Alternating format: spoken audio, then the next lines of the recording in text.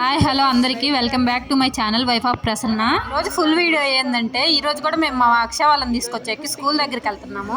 మా అక్షయ వాళ్ళ స్కూల్ అని పెద్ద దూరం ఏం లేదు, దగ్గరే. మెయిన్ గా నేనైతే స్కూల్ దగ్గరికి వెళ్ళడానికి కారణం అయితే మోక్షగాడికి ఇంట్లో ఉండడం అంటే అస్సలు నచ్చదు. ఎప్పుడెప్పుడు బయటికి పోదామా అని వెయిట్ చేస్తా ఉంటాడు. ఇప్పుడు కూడా నేను వీడియో తీస్తా ఉంటే ఎంతసేపటికి వెళ్ళట్లేదని వాడే దిగి వెళ్ళిపోదామని దిగుతున్నాడు. మీదకి వెళ్ళాక అప్పుడప్పుడు నడవాలని ట్రై చేస్తా ఉంటాడు. అందుకని షూ వేసిన. ఆ షూ వేయడానికి నాకు ఎంత టైం పట్టిందో అంత టైం కూడా ఉంచుకోలేదు వాడు. చిన్నప్పటి నుంచి ఎప్పుడు షూ లేవు కదా, ఇప్పుడు వేసేసరికి వాడు కొత్తగా అనిపించిందో ఏమో. కుడికాళ్ళు అయితే ముందే ఓడబెరికేసాడు. ఇంకా ఎడంకాలకున్న షూ ఓడబెరగడానికి వాడు పడ్డ తిప్పలు మీరే చూడండి, ఎంత తిప్పలు పడ్డాడు. అటు రుద్ది ఇటు రుద్ది కాలు గోడకేసి కొట్టి ఎన్ని చేసినా ఆ షూ మాత్రం ఓడలేదు. కుడికాలది మాత్రం వెంటనే ఊడిపోయింది నడుస్తుంటేనే. ఈ షూ ఎలాగో రాదులే అనుకున్నాడో ఏమో, అక్కడ నుంచి వచ్చేసిండు పక్కకి. అటు నుంచి ఏమనుకున్నాడో ఏమో, డోర్ వైపు వెళ్ళిపోతా ఉన్నాడు. అయితే వీడిని కొంచెం ముందే రెడీ చేసిన, వెళ్ళడానికన్నా ముందే మా వదిన రెడీ అవుతుంది. ఇంటికి తీసుకొచ్చామంటే ఇంక వెంటనే బయటకి వెళ్ళిపోవాలి. ఆగామంటే మనల్ని ఇంక వీడు బతకనీడు. ఆ ఒక్క షూతో ఏం వెళ్తామే అని చెప్పి ఆ షూ తీసేసి బయట దించిన.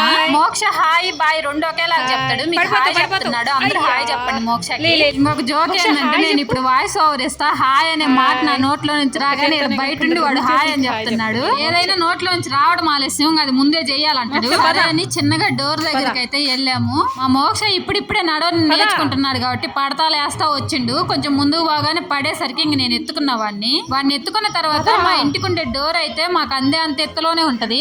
వదిన వాళ్ళు ఉండే ఇల్లు చిన్నదే అయినా చూడడానికి ఉండడానికి చాలా బాగుంటది. రెంట్ కూడా పెద్ద ఎక్కువేం కాదు. బెంగళూరులో అంత తక్కువ రెంట్ అంటే గ్రేటే. చిన్నగా మా మోక్ష గారి చేతులతోనే ఎలాగోలా డోర్ ఓపెన్ చేపించిన.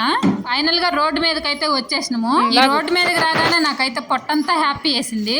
ఎందుకు హ్యాపీ వేసింది అనుకుంటున్నారా? ఆ ఊర్లో ఉండే రోడ్లు చూసి ఈ రోడ్లు చూస్తే నాకు నిజంగా అందుకే హ్యాపీ వేసింది. ఆ ఊరు రోడ్లు ఎంత బాగుంటాయంటే ఒక్క మాటలో చెప్పాలంటే, నడుపుతూ ఉన్న వాళ్ళకైతే పోయే దారిలోనే డెలివరీ అయింది. కొస్తానాలతో అయితే పోయేలేక చచ్చిపోతారు. ఆ రోడ్లు అయితే అంత బాగుంటాయి.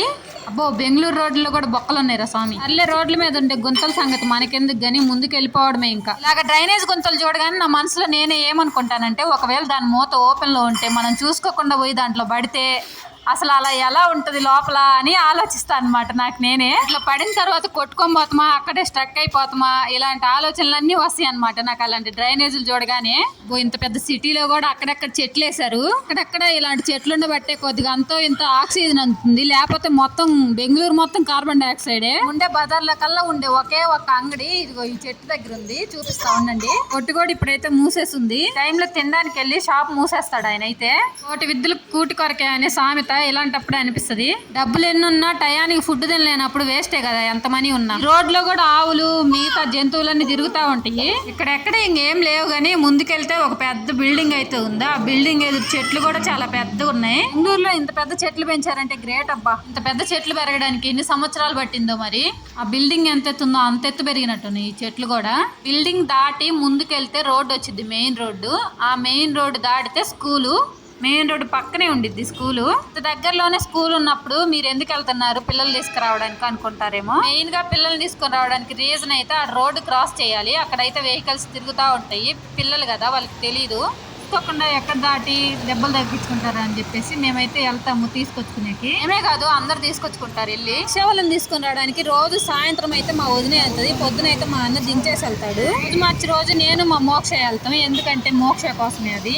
మోక్షకి చుట్టుపక్కల జనాలను చూడడం, రోడ్లు చూడడం, మనుషులను చూడడం అలా ఉండడం అంటే ఎక్కువ ఇష్టము. ఫైనల్ గా మేమైతే స్కూల్ కి అయితే వచ్చేసాము. మేము వెళ్ళగానే మా అర్జున్ వచ్చేసాడు మా దగ్గరికి. అక్షయ్ అయితే మేము వెళ్ళిన 10 నిమిషాల దాకా రాలేదు. ఎందుకు రాలేదా అని వెయిట్ చేస్తా ఉన్నాము. లాస్ట్ కి ఎందుకు రాలేదంటే క్లాస్ లో గొడవ చేస్తా ఉన్నారని వాళ్ళ టీచర్ లేట్ గా పంపించిందంట. ఇంకా ఇలాగే గొడవ చేస్తే రేపు 4 కి పంపిస్తా అని చెప్పిందంట. అక్షయ్ వాళ్ళు చదివే స్కూల్ అయితే PPS స్కూల్, అంటే పూర్ణ ప్రజ్ఞ అకాడమీ స్కూల్.